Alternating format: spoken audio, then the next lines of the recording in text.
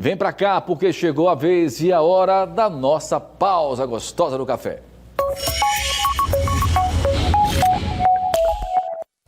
Toda terça-feira ela está aqui conosco, doutora Alessandra Gama. Muito bom dia, prazer revê-la. Bom dia a todos. Sempre bom estar aqui com vocês. Prazer é todo nosso. Mais um tema importante falando sobre saúde, né? E olha, você vai entender agora como identificar principalmente se o seu metabolismo está lento ou não. Como é que funciona o nosso metabolismo, doutora? Exatamente. Isso é uma das queixas que chega no consultório. Doutora, meu metabolismo está lento, não consigo mais perder peso, o que está acontecendo comigo? Então vamos entender primeiro como é que funciona esse tal de metabolismo. Primeiro, o metabolismo, ele é o volume, é a forma que a energia ela é queimada no nosso corpo, tá? Perfeito. Então, essa energia que ela é dividida, né, durante o dia.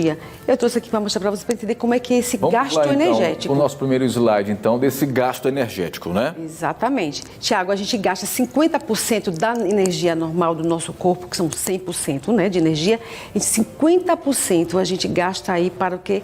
Para as funções basais, é o gasto energético em repouso. Aquele que você está lá dormindo, mas o seu corpo precisa funcionar. Bombear sangue, o coração, o pulmão. Então, a gente tem o gasto aí, tá certo? Perfeito. Bem interessante que é 50%.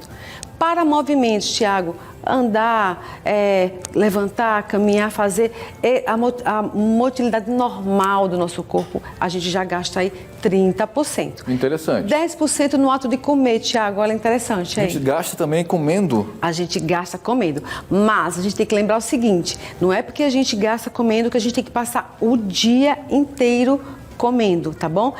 Não somente o ato de mastigação, mas o ato também da própria parte da digestão desse alimento e da absorção. Então, a gente já tem um gasto aí de 10%. Termogênese, explica pra gente. É a forma que o nosso corpo tem de nos proteger. Se tá frio, ele precisa nos aquecer. Então, Perfeito. né? E se tá quente, a gente faz a mesma forma. Ele precisa resfriar o nosso corpo através aí, no caso aí, do suor. Então, o corpo é super inteligente. Tem aquilo que possa, de alguma forma, travar exatamente Tem essa sim, situação? Tiago. Tem isso, a gente vai ver agora alguns fatores que travam esse metabolismo.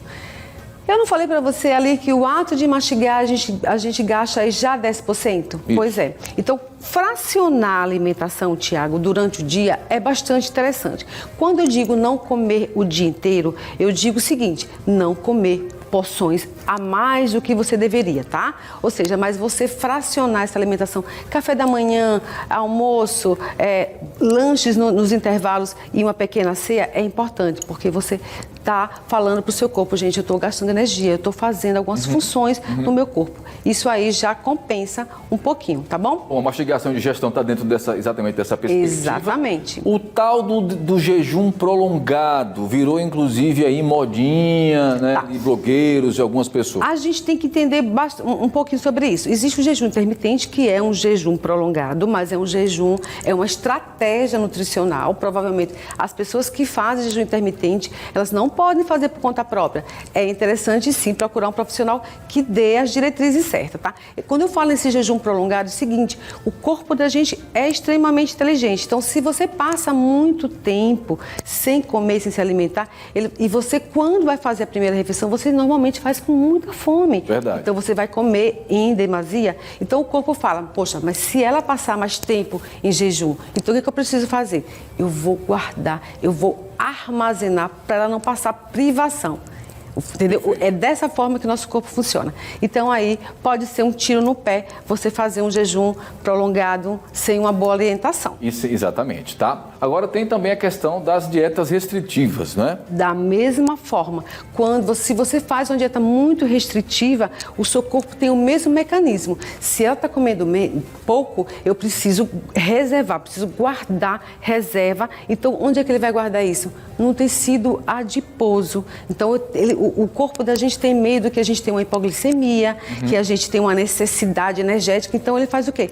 Ele armazena. E aí também pode ser um tiro no pé. Próximo assunto, então. Alimentos processados. Vivemos uma época aí da industrialização, do fast food, né? De não querer parar para se alimentar bem. Isso é um perigo, né? Muito, perigo muito grande, porque os alimentos processados e os alimentos têm mais a quantidade imensa de quê?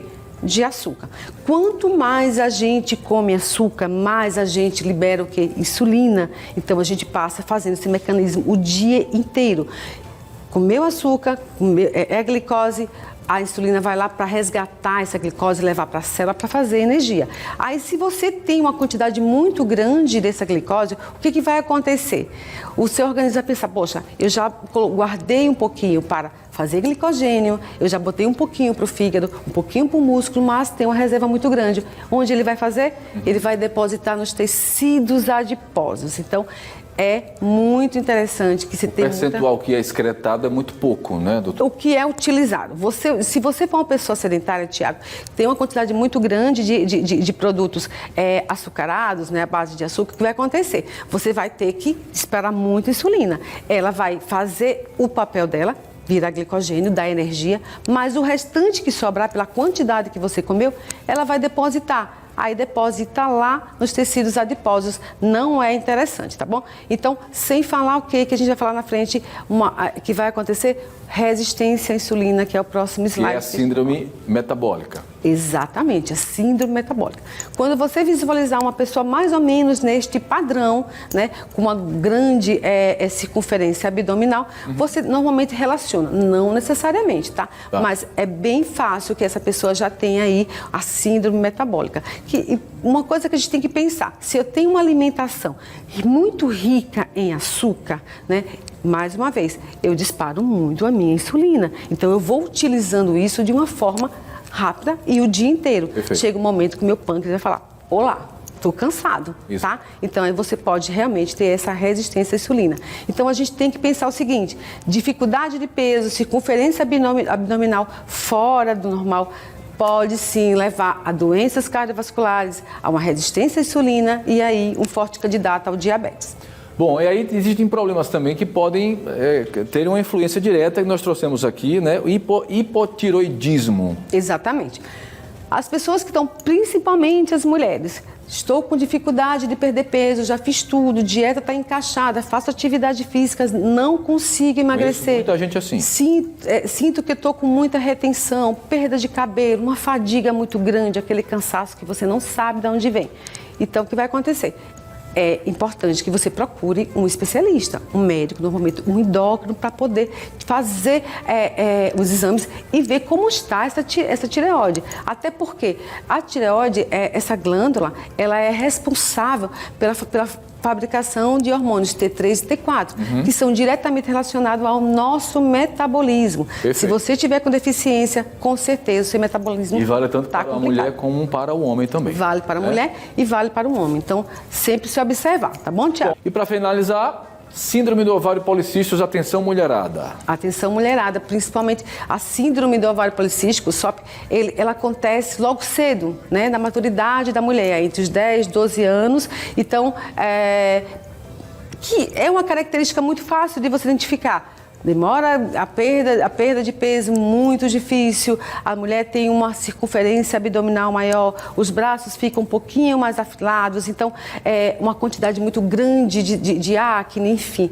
Por quê? Porque ela libera muito hormônio masculino, tá bom? Então, o crescimento de pelos não é difícil de identificar, é necessário sim buscar logo orientação. Caldeirão de hormônios, né? É um caldeirão de hormônios. Doutora Alessandra, o assunto é muito complexo, já viu? E extenso, né? A gente poderia ficar aqui o programa inteiro falando disso. Sem dúvida, sem dúvida. agradecer. Mas a orientação é essa, atividade física, uma alimentação bem regular e buscar uma orientação. Com certeza. Doutora Alessandra, mais uma vez, muito obrigado. Obrigada a você, Tiago. Bom dia a todos. Até semana que vem. Até semana que vem. Grande abraço.